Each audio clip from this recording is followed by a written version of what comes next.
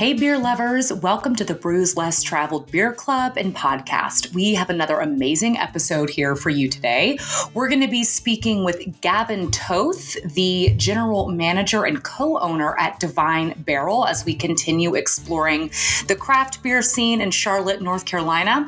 We're going to be tasting their Pleasantly Plum Berliner Weisse and their Ribbon Reflector West Coast IPA. Your taste buds are going to get everything they need because these two beers are on opposite ends of the spectrum, and I love that. Your taste buds are going to get an absolute workout today, and I cannot wait to share these beers with you.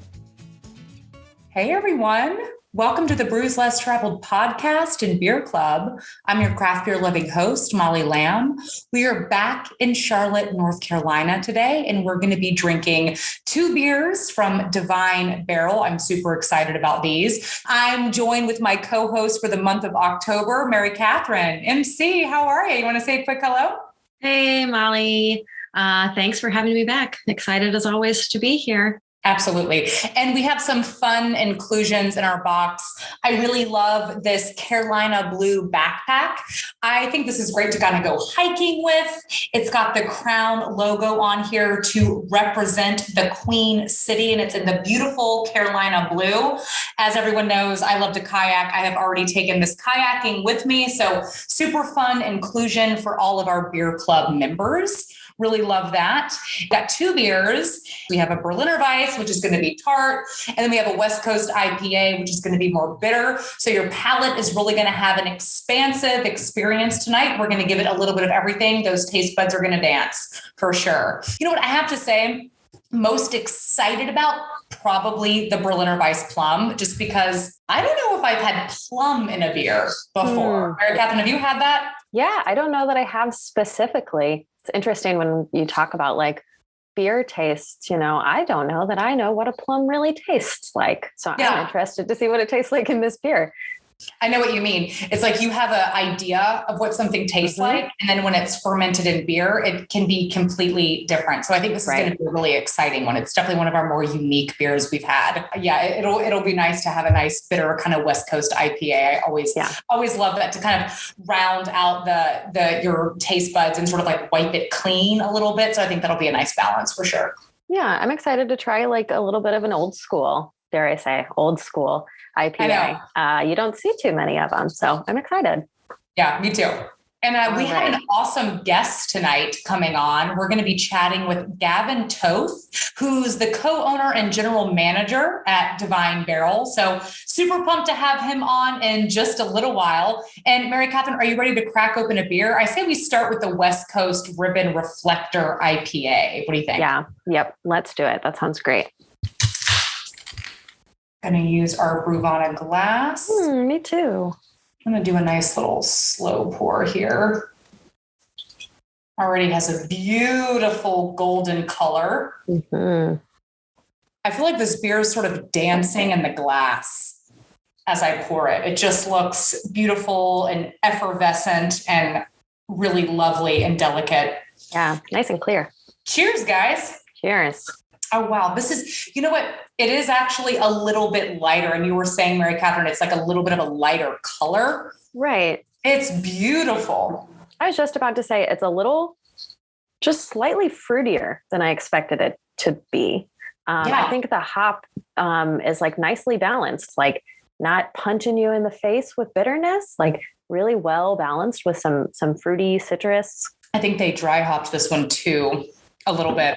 Yeah, it's so good. So a little bit more about this beer. It clocks in at 6.6% ABV, and it has a whopping 96 IBUs. So that is the International Bitterness Unit. So that is clocking in the bitterness of the beer, which you will typically find super high IBUs in an IPA because they're using a lot of hops. And when they boil them, like they're doing in this sort of traditional West Coast or American style IPA, it's extracting that lovely resin found in the lupulin gland of the flower of the hop plant. Yeah, delicious. That's going to have a really high IBU. Don't be scared off by that because it's not necessarily the same as the perceived bitterness. Usually brewers will find a way to balance it so it's not just punch you in the face bitter. So don't be scared if you don't like bitter flavor and you see high IBUs. I always like to say that it's not necessarily mean it's going to be bitter. This one does have a nice drier finish to me. It does have a nice bitterness. I find it very refreshing. And I just kind of feel like the mission of this beer is really clear. And it's to kind of hit your palate with loads of dank hops. And they did brew and dry hop this IPA with a lot of fresh Citra, Chinook, and Columbus hops. And it's dry with a little bit of like zesty sort of grapefruit peel. Yeah, that kind of pithy finish to it. I really like that in an IPA. Absolutely. Yeah. And that's where that fruitiness was coming from that you were saying. It does have that kind of like bitter fruit flavor. Super good. And also like a touch of spicy pepper on the finish. Yeah. And a little like vegetalness. Are you getting like that vegetal, like real big hoppy, almost like you're chewing on like a fresh hop cone? Absolutely. You really do explore the hops in this beer, I feel like. Yeah, it's great. Yeah, I find that really common in these West Coast style IPAs, Mary Catherine, that sort of like bitter grapefruit quality, that like grapefruit peel, like the rind almost. Mm-hmm. Like, so you don't get like the super sweet tartness, you get that bitter juice flavor. So this one's really nice. Right. I think they definitely balanced it with those other, like you said, the more classic sort of resin piney hops. But Mary Catherine, how have you been? How's your week been? I had a great week, actually. I haven't even gotten to tell you that I went on a little beer travel of my own this week. Made it up to Chicago and drank a lot of awesome beers from Dovetail, from Keeping Together, Half Acre. It's a really, really good trip. Nice. Yeah. What inspired that? You just kind of wanted to go explore? Missouri, where I am, is really great for road trips. And, a friend and I had the weekend to do something. So we had my husband take care of the dogs and we got in the car and drove to Chicago. We weren't there for very long, but plenty of time to get some really awesome service. We got awesome service absolutely everywhere we went. And it was a lot of fun. And you really know about service. You've worked in hospitality and service for a long time. So I really respect your input on that, because it is such an art to serve people and to kind of create an entire experience. It's not just about the beverage or the food you're eating. It's about everything kind of start to finish. So and it's easy to kind of slip into some snobbery in service and in hospitality. And I did not get that at all. Like anywhere we went in Chicago, everybody was very open to like wanting to genuinely help me, like find the best beer to drink and, not judgmental at all. It was a really great experience. I totally recommend it, to everybody. That I saw somebody earlier say in the chat that they're going to have to start, going to all these beer cities. I definitely have to plug Chicago there real fast.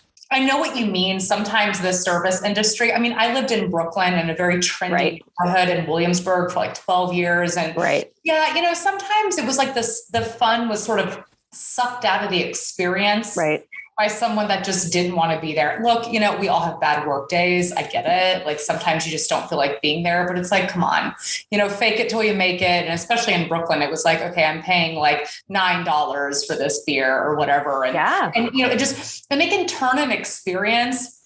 It can totally turn a frown upside down. You know what I mean? It can really make it so much better, even if you're somewhere kind of mediocre and the beer tender or, anyone is just super friendly and lovely. It can just make it such a better experience. You're like, you know what? Maybe the food wasn't the best, but our service was great. So I felt taken care of. So we went to this great place called, Hopleaf, and they have a really great food menu. And then they kind of specialize in a really great like Belgian beer menu, along with a lot of other things. But I was kind of overwhelmed by the amount on the beer menu to take in. And our server like greeted us and immediately like asked if she could help with the beer menu and said, don't feel like shy to ask any questions. This is literally what I'm here for. Like, I want to answer any question you have. And that was just kind of like the theme of the whole trip.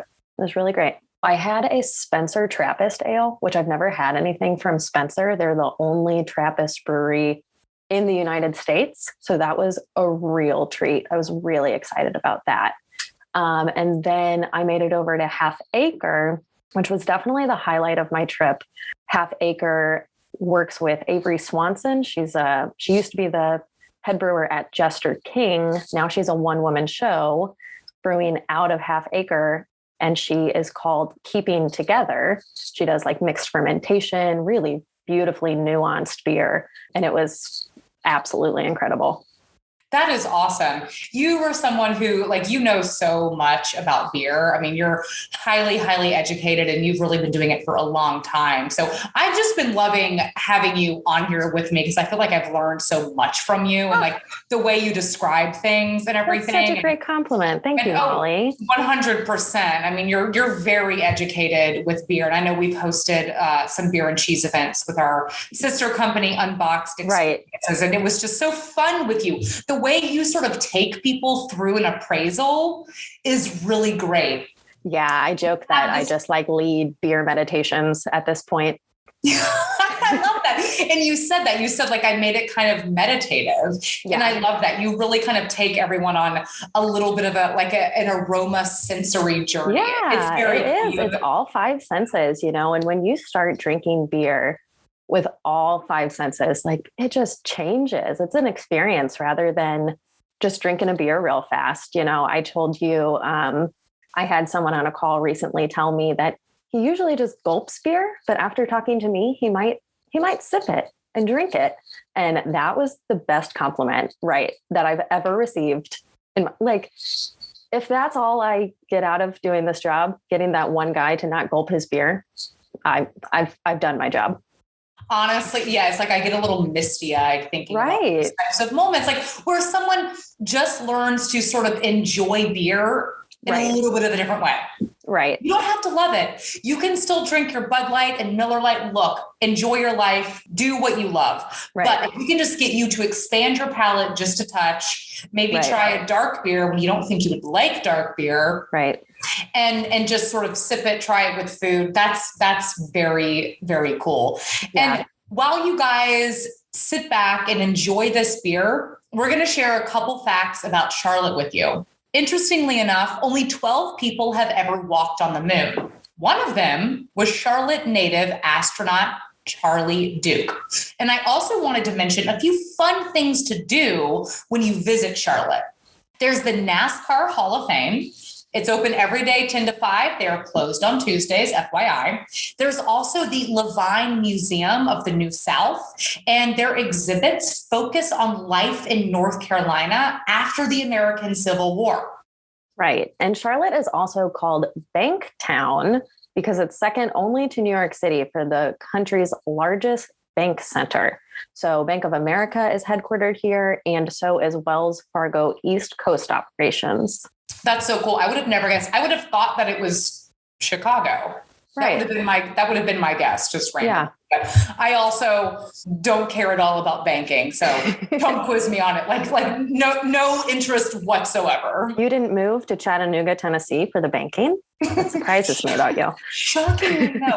My dad he came up here for dinner the other night. He was like, who do you bank with? I was like, that's such a 70-year-old man question. I was like, I don't even know. I was like, I deposit my checks like on my phone. Right. I don't know who I do know who I bank with, but they're not even in Tennessee. I was like, that's hilarious. Who do you bank with? Like, that's such like a dad question.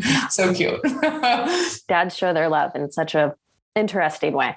I know, such a very specific sort of like polarizing, boring way. But no, my dad's actually very cute, but I laughed at that question. Right. Also, while you guys hang out and catch a nice vibe with this beer, let's learn a little bit more about Divine Barrel, who we're drinking tonight. So first of all, I really enjoyed my time there. It's super laid back. It has this great, cozy, chill feeling. I was there on a Tuesday afternoon, but I could tell that they were really trying to cultivate a relaxing environment, which I appreciate. So Divine Barrel started off as an idea back in 2015. And through the process of writing a business plan, finding a building, money, supplies, all of that, it finally became a reality in March 2018. And they were lucky enough to find a location in the Arts District of Charlotte. It's called NODA.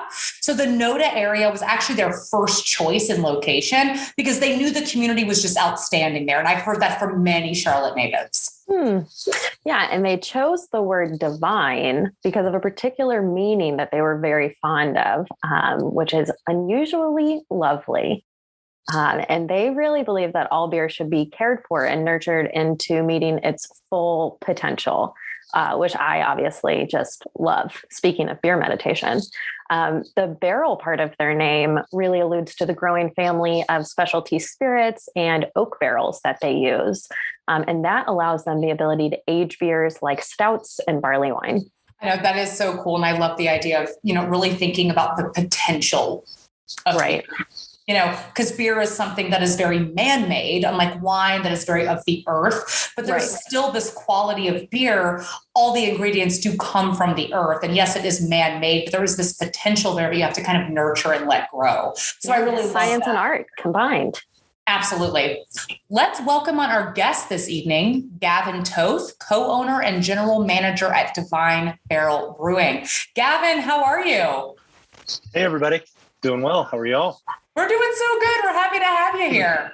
We're going to open this pleasantly plum fruited Berliner Weisse with you. What are you drinking right now? Are you drinking anything fun? I poured a pleasantly plum as well, just to taste it along with y'all. Perfect. And then I've got a new West Coast. Yeah, well, I would say new. It's sold out in 2 weeks. So I literally have the last can in the building sitting right next to me of our latest West Coast. Wow. So I'll be sipping that too. All right. Excited. Yeah, Pleasantly Plum is a beer we brewed at the beginning of the pandemic, and we brought it back recently.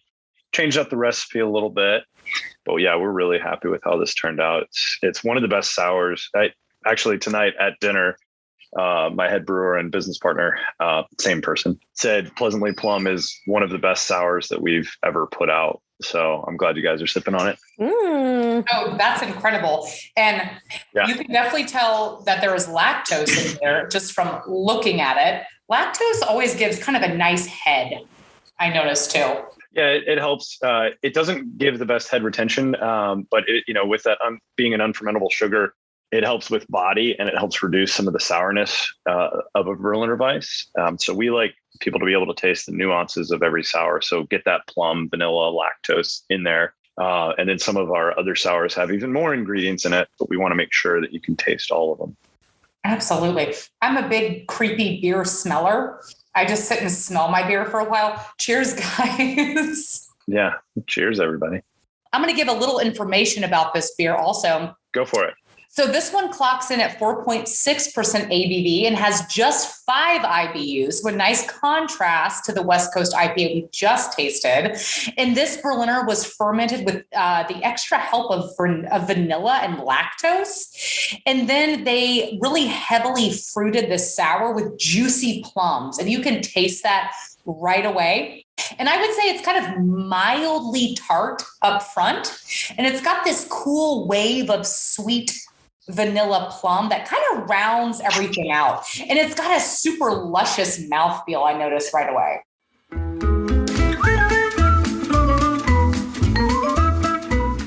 Let's take a beer break. We're tasting 2 very different beers with 2 very different flavor profiles. And as I mentioned in the beginning, this would give your taste buds a real workout. But how do taste buds actually work? So first of all, the idea that we have a tasting map on our tongue has actually been debunked. What's really happening is the fact that your taste buds have little hairs that are sending messages to your brain about how something tastes. Your taste buds are the true taste organ, and each taste bud has between 10 and 50 sensory cells, and adults have between 2,000 and 4,000 taste buds. When the taste transfers to the nervous system, this is the final step, and it's done by several cranial nerves. At this point, taste is combined with different smell signals. Smell actually makes up a lot of what we taste. So next time you taste a beer that you love, give a little extra thanks to those awesome taste buds allowing this experience to unfold.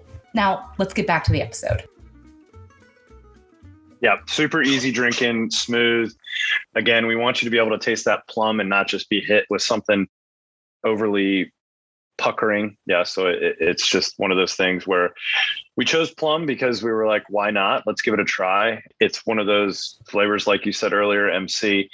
What does a plum taste like in normal everyday life? You probably eat one or two, maybe a year, and then you move on. Well, we wanted to put it in a beer and kind of figure it out. And yeah, we just really liked the way it turned out. And that's why we brought it back. The first time we did it, again, was early in the pandemic. And we just had this really basic logoed can for it. But this go around, we had our can designer hand draw a plum for the can. So yeah, everything he does is all hand drawn, even the fonts that we do. Super easy drinking sour. We do a lot of different sours here, as well as a lot of different West Coast, of course.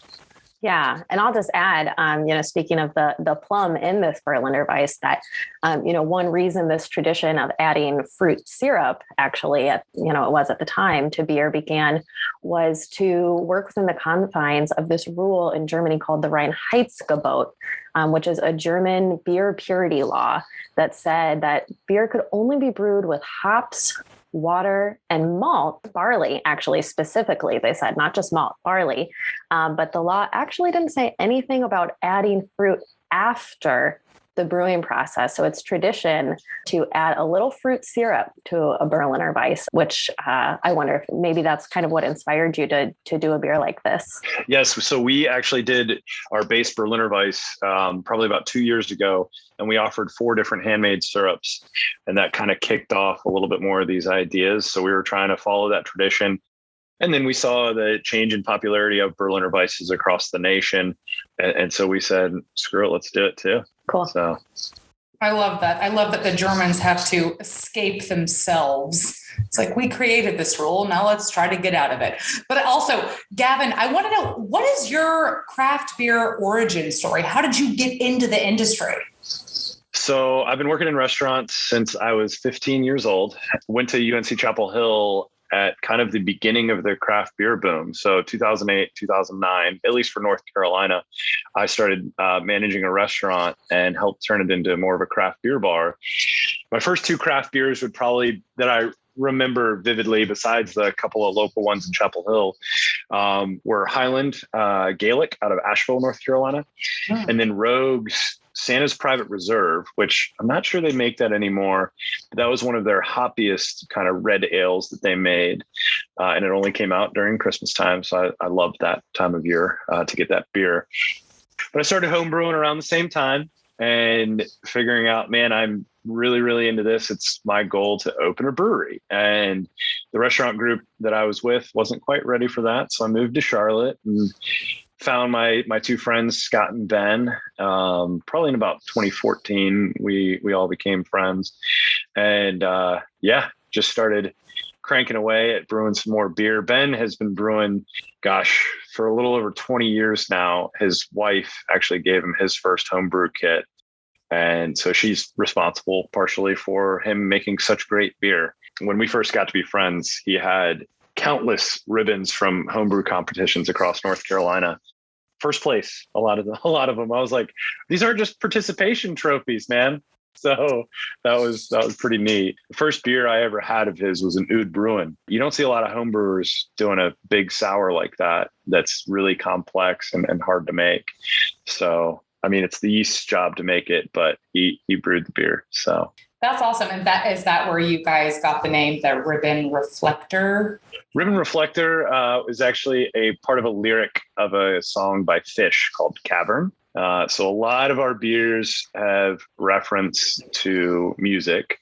Specifically, the West Coast will usually reference Frank Zappa. Every now and then we stray away and we do something like Fish, or what I'm going to crack here in a little bit, How the West Was Won, a Led Zeppelin live album. Yes. So, and it's a West Coast that we did in collaboration with some good friends down the street called Triple C. But yeah, everything for the most part comes from listening to way too much music. Well, I don't think that's a thing, but I'm a huge Zeppelin fan, and that is one of my favorite albums. And have you brewed anything with a Zappa hop in his honor? We did. We actually brewed another West Coast with our friends at Resident Culture.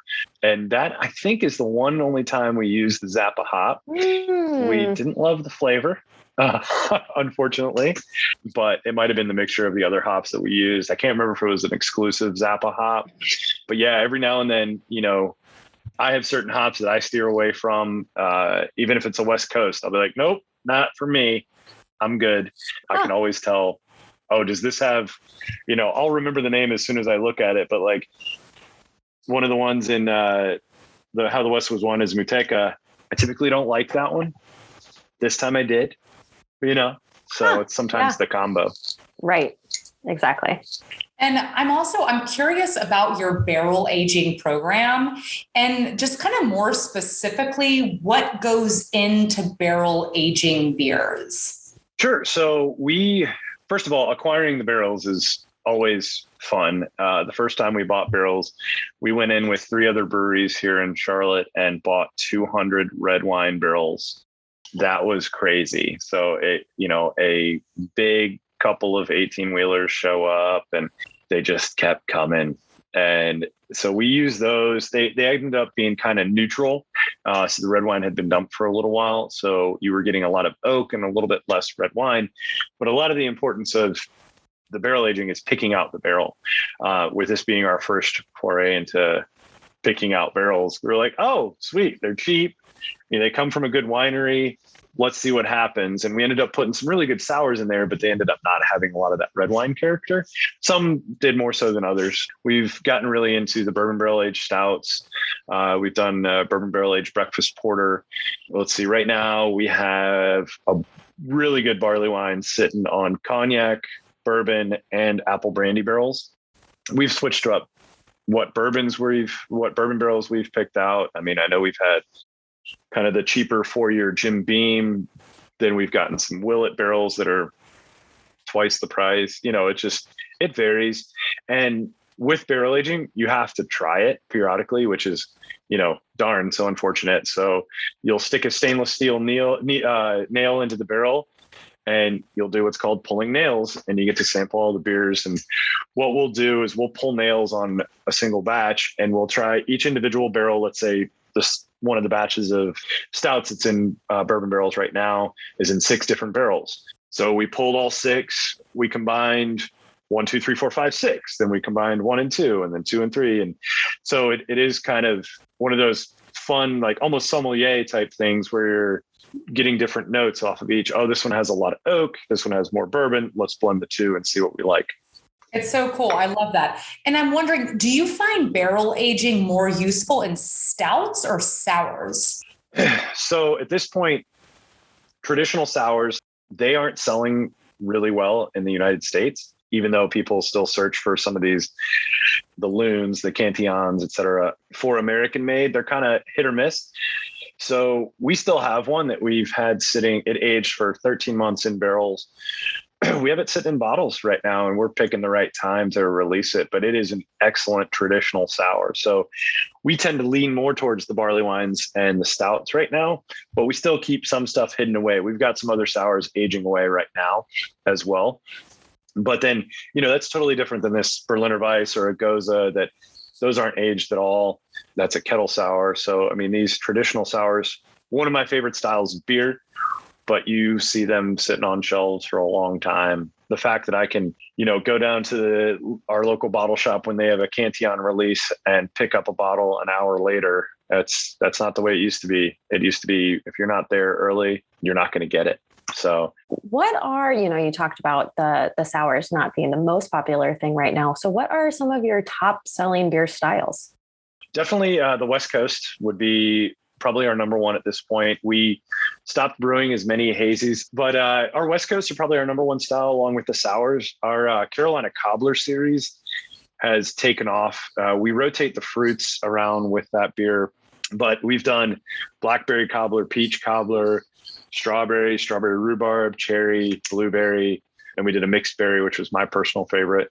But that style has vanilla, lactose, graham cracker, and then the fruit, cinnamon as well. So that crushed it for us. That kind of put us on the map for sours in the beginning.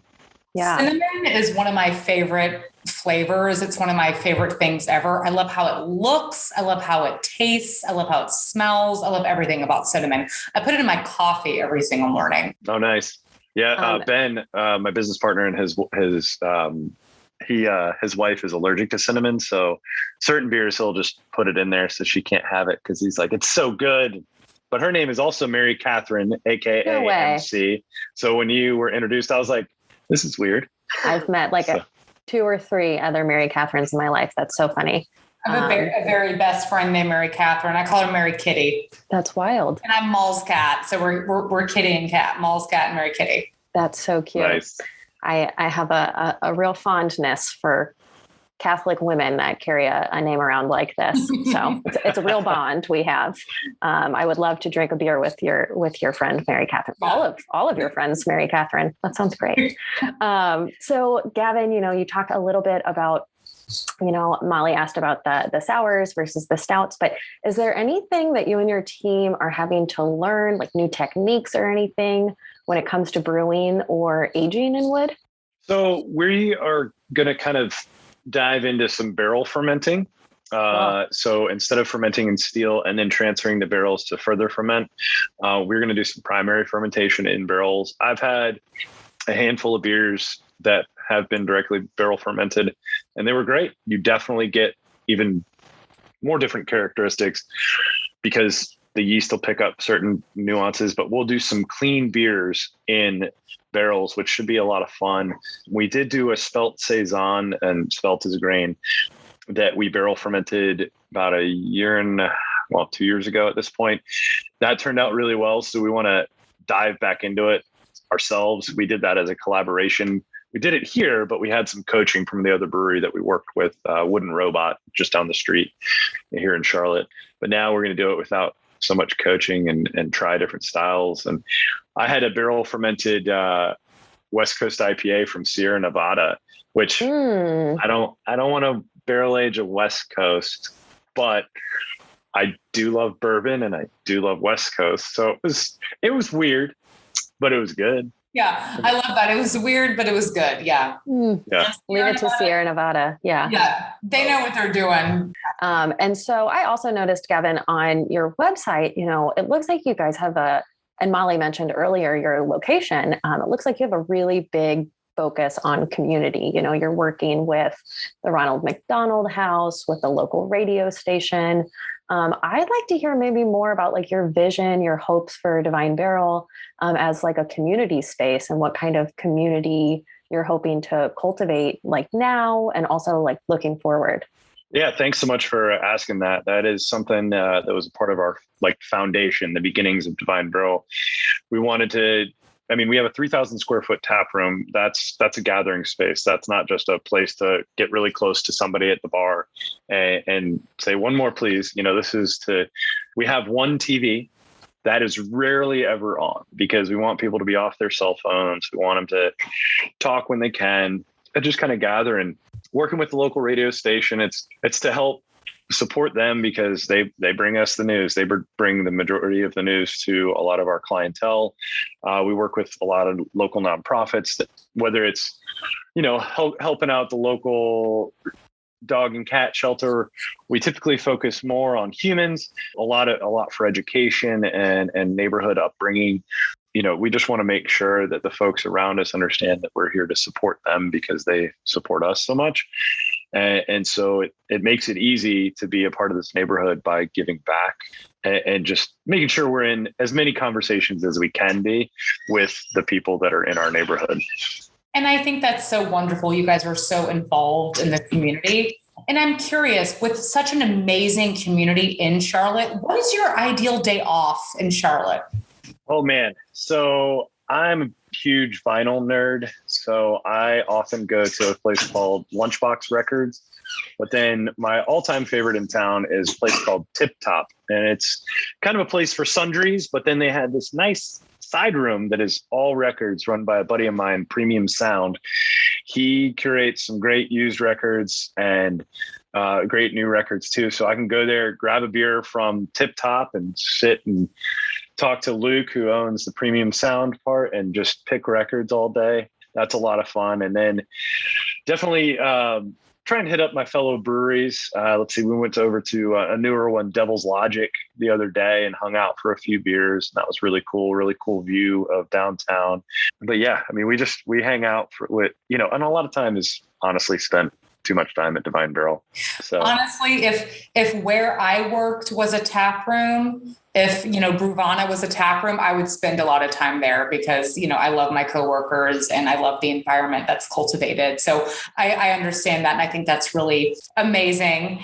And Gavin, as we wrap up here, it is time for our rapid fire questions. We change these up every month. The idea here is to not think, just answer. Gavin, are you ready? Sure.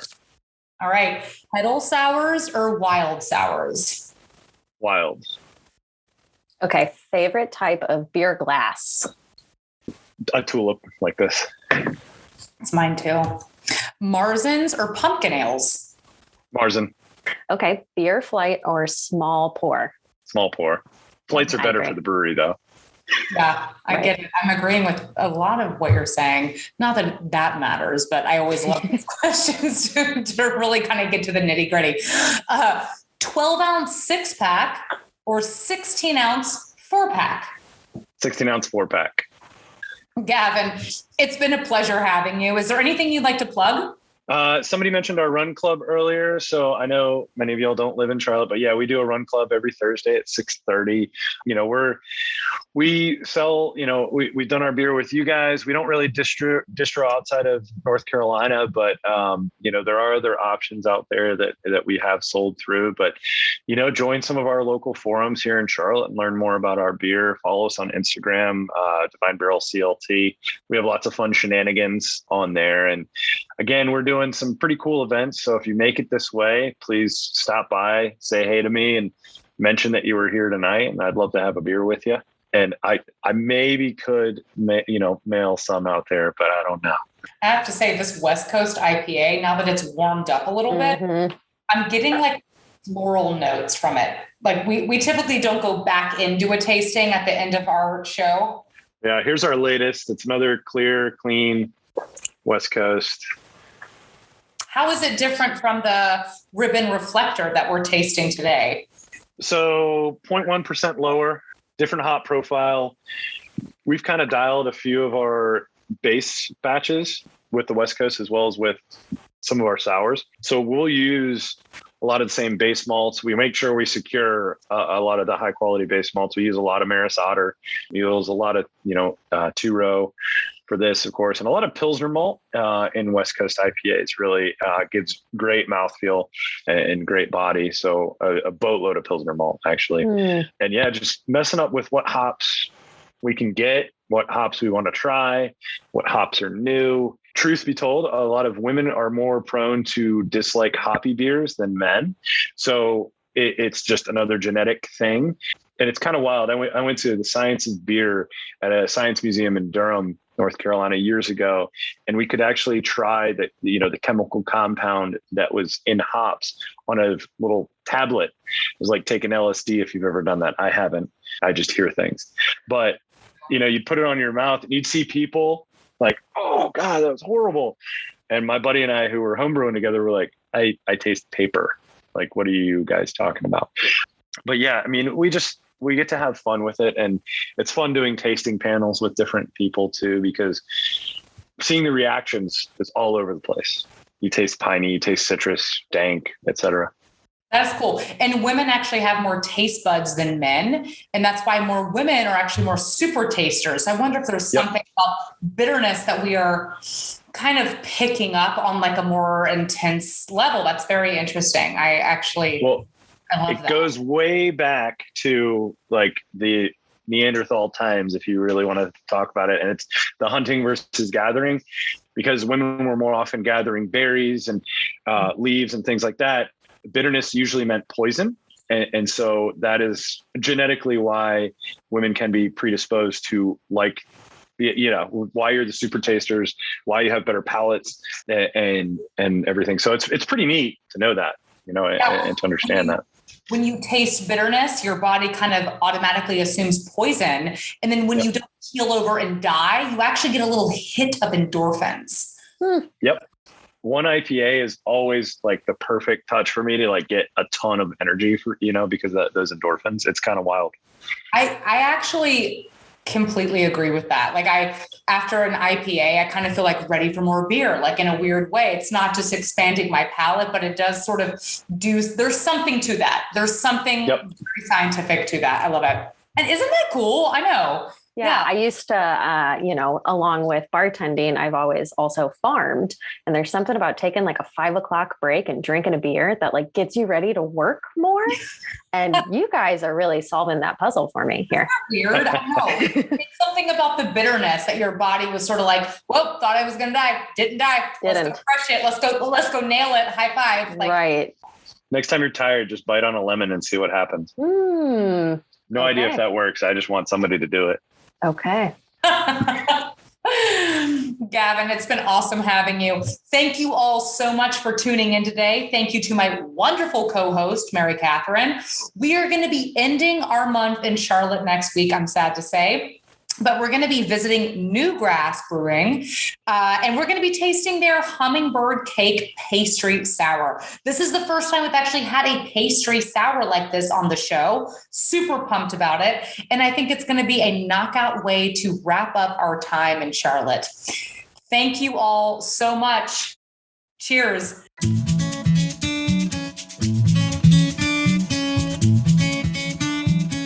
Thank you all so much for tuning in. It's always a blast having a beer with you. Don't forget to sign up for the Brews Less Traveled Beer Club, and this way you'll get the beers I've been drinking delivered right to your doorstep, plus exclusive access to our weekly live streams. You can also follow Brewvana on Instagram and me as well at Molly_Brews Less Traveled. I always love hearing from you guys, especially if it's a beer recommendation. So keep the messages coming. Cheers.